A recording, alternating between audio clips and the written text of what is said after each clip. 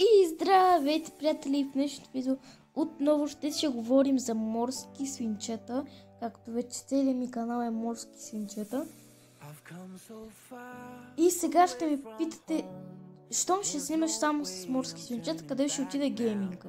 Да, ще снимам на игри, но по-рядко, защото сега просто искам да си говорим за морски свинчета. И аз ще си купа лятото, даже може и по-рано, пролетта, и ще ви го покажа. Не съм измислил име, не съм измислил нищо. Но до тогава ще има време и ще направим много яки видеа за морски свинчета, най-вече за гейминг. Малко ми омръзнаха, затова вече няма да снимам чак толкова много, както преди. И днес ще си поговорим за 10 интересни факта за морските свинчета. Ето, тук пак е моят приятел ChatGPT, за пак съм си го записал. И днес ще чета от тук. И да. Значи, морските свинчета не са от морето и не са свине. Извинявам се. Защото те нали са морски. Те не са от морето. Просто така им името.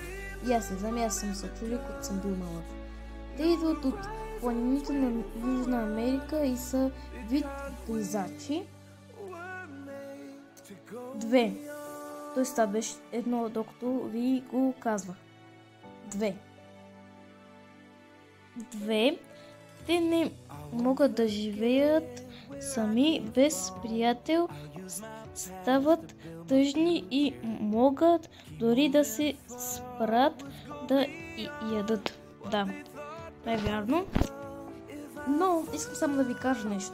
Намерих си една програма за обработване на видеа. Тя е супер яката, но имам 5%. Оставете тази работа. Супер яката и затова вече имам музички в видеята и е по-яко. Защото преди без музики, без нищо.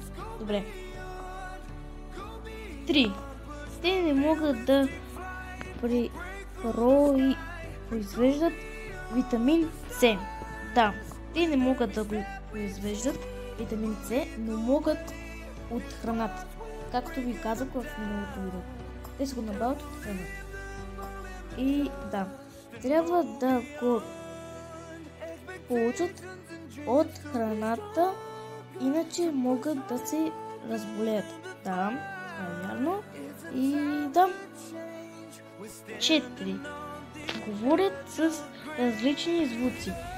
Свърчат, както ви в миналото ви казах, издават звуци. Мърморят, това е малко странно. Подсвиркват. И всеки звук значи да нещо различно. Извинявам се, просто като ChatGPT някакви странни думи ми е написал тук и аз не знам, аз не съм ги чел и сега ги чета сега на вас. 5. Обичат да отскачат, когато са щастливи. Това се нарича попкорни. Изглеждат като малки пуканки. Да, е това и в миналото видео го казах. Когато може да извадите свинчето и то може да подскача като пуканка. Да. И се извинявам, просто нямам батерия. Сега ще включа телефона и няма да издава тези звуците. 6. Зъбите им понякога не спират да растат. Затова трябва постоянно да гризат нещо, за да ги поддържат къси. 7. Спят много малко, те дремват по няколко минути, няколко пъти на ден, почти никога не спят дълго. 8. Разпознават гласа на стопанина си. Ако ги повикаш, често ще отговорят с цвърчене или движене. И искам да ви кажа, нали ви казах, че ще си купа морско свинче. Притеснявам се да няма някакви болести и някакви такива други неща, защото, както съм ви казал с Рол, никога не съм ходил на ветеринар за това, как се казваше, за радост. Никога не съм ходил, но за съжаление си умря. И да. Извинявам се, тук да ни говори. 9. Могат да запомнят пътеки и маршрути в стаята. Имат страхотна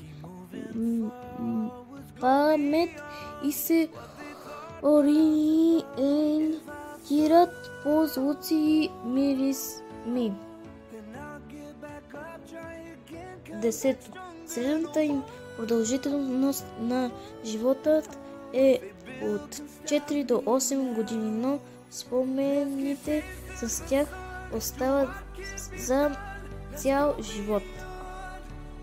И това беше от видеото. Надявам се да ви е харесало. Ако искате да продължавам още с морските свинчета, поставете по един лайк и се абонирайте за моя канал.